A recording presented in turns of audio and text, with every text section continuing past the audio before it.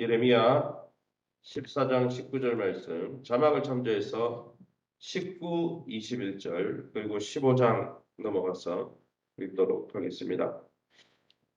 예레미야 14장 19절 제가 먼저 읽겠습니다. 주께서 유다를 온전히 버리시나이까? 주의 심령이 시온을 싫어하시나이까? 어찌하여 우리를 치시고 치료하지 아니하시나이까? 우리가 평강을 바라도 좋은 것이 없고 치료받기를 기다리나 두려움만 번하이다. 21절 주의 이름을 위하여 우리를 미워하지 마옵소서. 주의 영광의 보좌를 욕되게 마옵소서. 주께서 우리와 세우신 언약을 기억하시고 패하지 마옵소서. 15장 1절입니다. 여호와께서 내게 이르시되 모세와 사무엘이 내 앞에 섰다 할지라도 내 마음은 이 백성을 향할 수 없나니 그들을 내 앞에서 쫓아내보내라. 6절입니다. 여호와께서 이르시되 내가 나를 버렸고 내게서 물러갔으므로 내게로 내 손을 펴서 너를 멸하였노니 이는 내가 뜻을 돌이키기에 지쳤음이로다. 아멘. 오늘은 예레미야 14장 19절에서 15장 9절까지 말씀 가지고 돌이키시지 않는 주님의 마음이라는 제목으로 말씀 함께 나누기 원합니다. 오늘 본문은 자기 백성을 버리기로 결심한 하나님의 마음을 그 무엇으로도 되돌릴 수 없음을 보여주는 본문입니다. 유다의 죄악에 염증을 느끼신 하나님이 이제 이스라엘의 자식을 다 끊어서 모두 과부로 만들어 바다에 모래 같게 하겠다. 이거 완전히 반대 이야기죠. 아브라함의 복은 자손들이 너무 많아가지고 하늘의 별과 바다의 모래처럼 되게 하시겠다 했는데 이제는 그 복을 다 취소하겠다는 것이죠. 그럼 오늘 이 본문을 통해서 우리가 믿고 의지하는 하나님은 어떤 분이십니까? 15장 1절입니다. 여호와께서 내게 이르시되 모세와 사무엘이 내 앞에 섰다 할지라도 내 마음은 이 백성을 향할 수 없나니 그들을 내 앞에서 쫓아내보내라. 예레미야 선지자의 간절한 기도에도 불구하고 하나님은 마음을 돌이키시지 않고 심판을 꼭 해야 되겠다. 이렇게 굳은 의지를 보이시는 하나님이십니다. 역사 대대로 이스라엘 백성을 구했던 위대한 중보기도자 모세와 사무엘이 지금 기도한다 해도 소용없다는 것입니다. 이런 모습은 사랑하는 성도 여러분, 우리가 알고 있는 하나님의 모습과 같습니까? 하나님은 불순종한 자기 백성을 끝까지 돌이키지 않으면 버리시는 하나님이세요. 그러니까 하나님은 계약 때문에 내가 막 끝까지 불순종해도 나는 택한 백성이니까 끝까지 유효하다.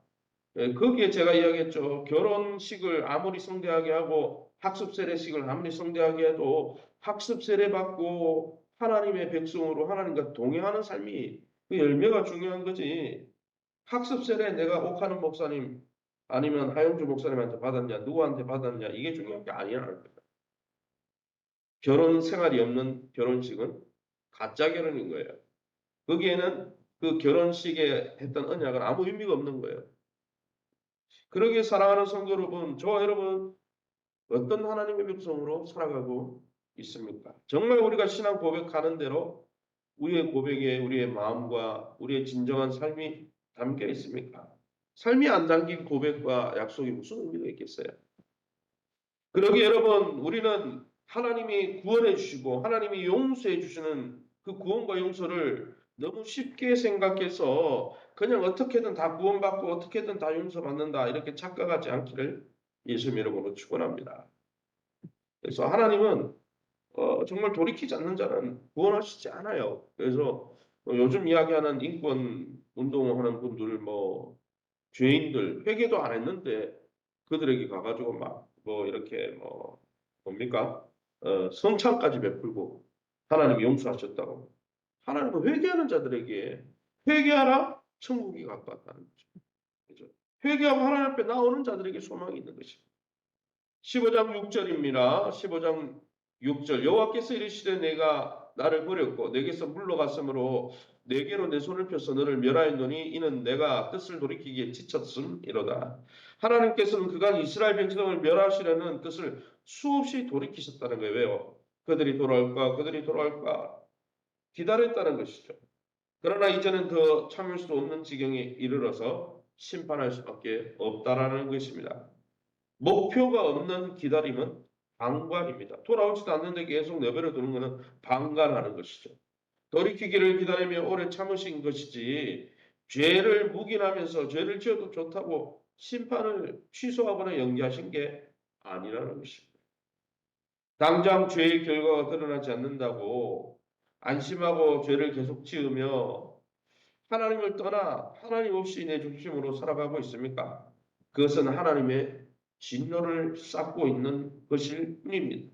그러기에 회개할 기회가 있을 때 하나님 앞에 회개하고 하나님과의 관계를 회복하시기를 예수 이름으로 축원합니다. 그러면 이 본문을 통해서 우리에게 주시는 교훈이 무엇입니까? 19절입니다. 주께서 유다를 온전히 버리시나이까 주의 심령이 시온을 싫어하시나이까 어찌 우리를 치시고 치료하지 아니하시나이까. 예레미야 선지자는 하나님이 친히 택한 이 시온, 뭡니까? 시온성이라는 말은 치온이라는 뜻인데 이 치온 산성을 이야기하는 거죠. 다윗 성을 이야기하는 겁니다. 예루살렘 성을 이야기하는 겁니다. 왜 그 시온성, 예루살렘 성이 중요합니까? 거기에 성전이 있었기 때문이에요. 그런데 하나님이 친히 택한 이 예루살렘 성을 버리기로 작정하신 하나님의 뜻을 알고 이 선지자는 기도하는 것이죠. 그는 자신과 민족을 동일시하면서 자기가 죄 지은 것처럼 하나님 앞에 고백하며 하나님께 민족과 조상의 죄까지 이 19절에서 20절에 보면 자백하고 있습니다. 하나님의 징계의 손길이 우리 삶 속에 느껴지고 있습니까? 다른 사람의 허물만을 탓하기보다는 나를 포함한 우리의 과오를 생각하고 하면서 하나님께 솔직히 예레미야 선지자처럼 고백하고 용서를 구할 수 있는 저와 여러분 될 수 있기를 예수 이름으로 축원합니다. 21절입니다. 21절 말씀에 주의 이름을 위하여 우리를 미워하지 마옵소서. 주의 영광의 보좌를 욕되게 마옵소서. 주께서 우리와 세우신 언약을 기억하시고 피하지 마옵소서. 예레미야는 하나님의 이름, 하나님의 영광, 하나님과 맺은 언약을 근거로 용서를 구하고 있습니다. 용서의 근거가 우리 안에 아무것도 없죠. 선행을 행해서 우리가 착한 일을 해서 착한 일을 하고 선한 일을 한 것보다 하나님의 뜻에 합한 행동한 것보다 불순종한 게 더 많은데 그런 우리가 무슨 우리의 삶을 근거로 용서해 달라고 하겠습니까? 그래서 하나님의 이름 때문에 하나님의 영광의 보좌 때문에 우리와 세우신 그 언약 때문에 하나님 우리를 용서해 달라고 기도하고 있는 것이죠. 또한 하나님 한 분만이 비를 내려서 이 가뭄이라는 심판을 종결할 수 있다는 믿음으로 21절과 22절에 기도하고 있는 것이죠. 그러나 이처럼 하나님을 바로 알고 하나님의 바른 성품과 언약에 근거해서 기도했지만은 오늘 본문 또 이후에 보면 응답받지 못했다는 거예요. 그러니까 내가 기도했으니까 무조건 응답된다. 그 거짓이죠. 왜요? 예레미야 선지자의 기도는 응답이 안 됐으니까. 사랑하는 성도 여러분, 하나님의 처분과 하나님의 심판까지 인정하는 하나님의 올바른 합당한 처분과 심판을 인정하는 것까지 기도입니다. 그러니까 나는 심판도 받지 않고 하나님의 처분도 달게 받지 않고 그냥 무조건 좋은 것만 주세요. 그거는 제대로 된 기도가 아니죠. 사랑하는 성도 여러분, 하나님 앞에서 우리 자신을 돌아보며 하나님과 틀어진 관계가 있다면 그것을 점검하고 하나님 앞에 진심으로 전심으로 돌이키며 그리스도 안에서 하나님이 주는 참 용서와 은혜를 누리는 다시 회복하는 하나님 나라 복을 다시 회복하고 하나님과의 관계를 화목하게 친밀하게 유지하는 평강의 복을 참 평강의 복을 누리시기를 예수 이름으로 축원합니다. 이 시간에 우리 앞서면서 기도합니다. 하나님 우리의 죄를 돌이킵니다. 우리를 받으시고 우리에게 긍휼을 베풀어 주옵소서. 우리 자신을 놓고 기도합시다.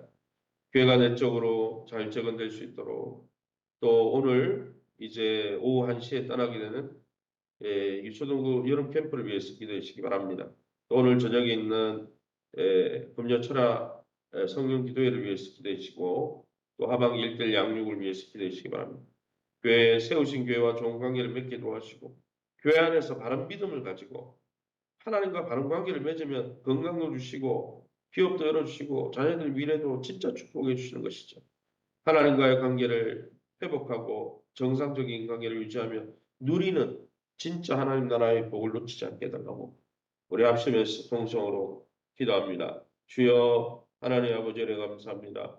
하나님의 은혜 가운데 이 새벽에도 돌이키지 않는 이스라엘 백성들 회개한 척 흉내만 하는 이스라엘 백성들에게 영적을 넘기신 하나님께서 결국은 사무엘이 기도한다 할지라도 또 모세가 기도한다 할지라도 용서하지 않겠다 하신 주님의 그 슬픈 마음과 또 결심을 봅니다. 주님, 우리가 날마다 하나님의 구원과 용서와 십자가의 은혜를 너무나 쉽게 여기지 돌아보기도 하시오. 하나님, 우리의 허물과 연약합니다.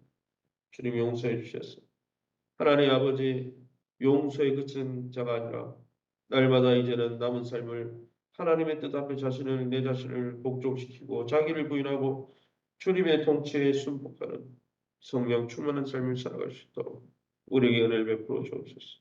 주님과의 관계 회복이 진짜 복인 것을 깨닫고 매일매일 주님과 동행하며 주님의 통치 그늘 아래 거하는 복된 평강의 삶을 누리게 도와주옵소서. 교회가 내적으로 잘 재건되게 하시되 오늘 아버지 초등부 여름 캠프가 또 오후 1시에 출발하게 됩니다. 우리 아이들 하나님 학부모들의 마음을 움직여 주시고 특별히 우리 교사들과 또 우리 선생님들 또 우리 교육자 한 명 이르기까지 아무도 아프지 아니하고 하나님의 은혜를 풍성히 누릴 수 있도록 은총도해 주옵소서. 주일에 또 두 번째 시작되는 영유아부 여름 캠프를 축복하시고 동일한 은혜를 부어 주옵소서. 특별히 우리 교회가 날마다 영혼을 전도하며 또 모이기를 힘쓰며 하나님 복음으로 양육하고 훈련하여서 제자되어 제자 삼는 교회 될 수 있도록 은혜를 베풀어 주옵소서. 세우신 교회와 좋은 관계를 맺게 도와주시고 변화와 성장을 교회 안에서 함께 경험하며 참 바른 믿음을 가지고 하나님과의 관계를 회복할 뿐 아니라 이웃과 가족과의 관계를 건강하게 회복해서 축복의 통로로 회복의 통로로 화평의 통로로 쓰임받는 우리의 삶이 되게 도와주옵소서. 이 새벽에 우리 환우들을 만져주시고 우리 성도들의 기업을 주님 긍휼히 여겨주시고 축복하여 주시며 자녀들의 미래를 열어주셔서 무엇보다 여호와를 경외하고 지식과 지혜의 근본 되신 주님을 아는 자녀들 될 수 있도록 도와주시고 저들의 앞길도 주님이 축복하여 주옵소서. 이 새벽에 주의 보호자 앞에 엎드린 성도님들 약속의 말씀 붙들고 기도하다가 하나님의 선하심의 근거에서 하나님의 은혜를 덧입을 수 있도록 주님 우리에게 긍휼을 베풀어 주시옵소서. 모든 영광 하나님께 돌려드리며 예수님 이름으로 기도합니다. 아멘. 하늘에 계신 우리 아버지여